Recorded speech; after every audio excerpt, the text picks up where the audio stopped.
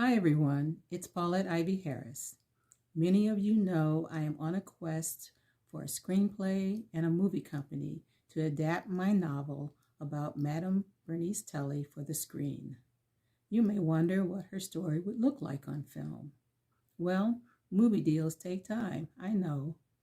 So, until I have great news to share, I have put together a 7-minute presentation which summarizes how a TV drama series could show Madame Tully's incredible story and create exciting television for adult viewers, episode after episode and season after season.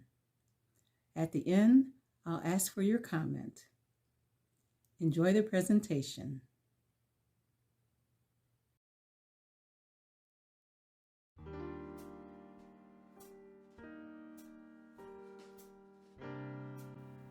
Madame Bernice Tully, a pseudonym for the real-life great-aunt of Paulette Ivy Harris, the author of the novel Beneath Every Troublin' Stone, which inspired the vision for this TV drama series conception. Bernice was raised in Savannah, Georgia, by church-going parents who were once enslaved. From age 15, she worked part-time as a maid at a boarding house there. She's made up her mind to climb up the social and economic ladders despite the troublestones that stud her way. Troublestones chipped by life itself. Troublestones chiseled into a Jim Crow society to hold her down. And the ones sown by her own choices.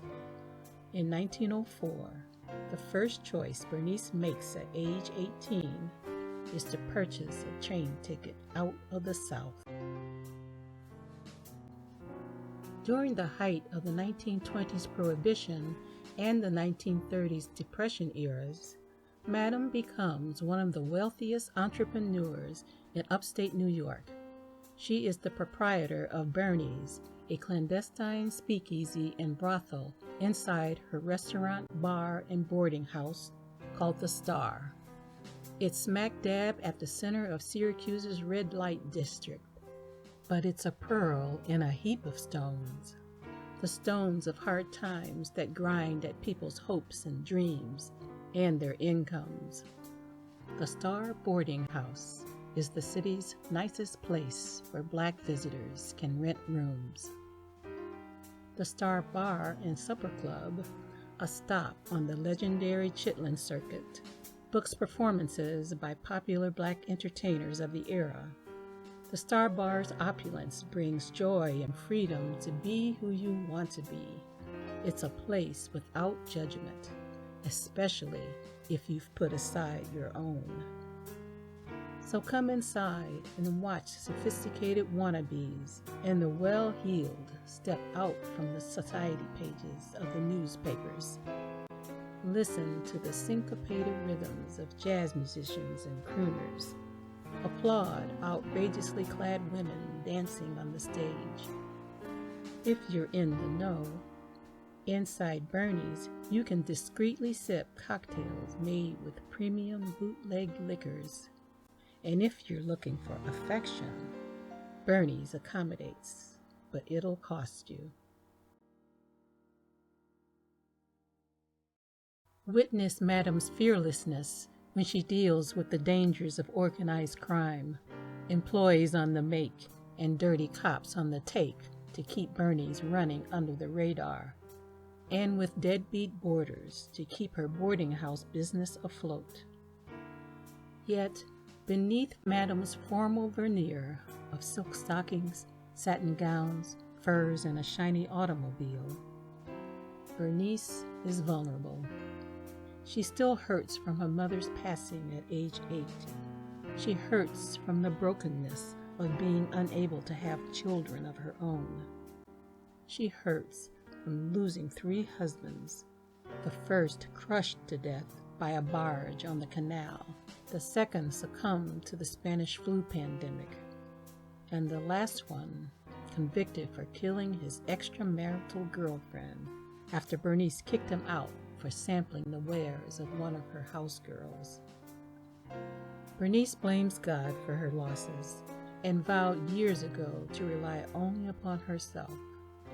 The salve for her battered heart is the contentment she feels from the 2 orphan baby boys she raises on her own, and self-pride for rescuing sex workers from the cold, rough streets for positions in her businesses.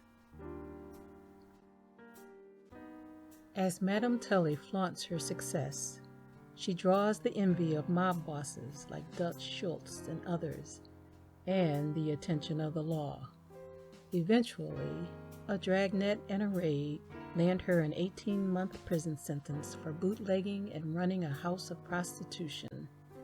Bernice's scheme to teach sister inmates to read and earn herself an early parole makes her contemplate life and past choices. With the backdrop of race and gender discrimination, the TV series will delve into romantic and exploitive interactions between blacks and whites, men and women, the rich and poor, and the liaisons between out-of-town boarders. It will dissect complicated relationships with family members and friends, and Bernice's romantic courtships with her husbands. Through the first season and beyond, episodes will further explore Madame's origin story and weave a tapestry of strong characters, benign and dangerous, with sensational plots and historical events that twist and shape Madame's world, past and present. All of it underscored by dynamic music and lavish stage performances.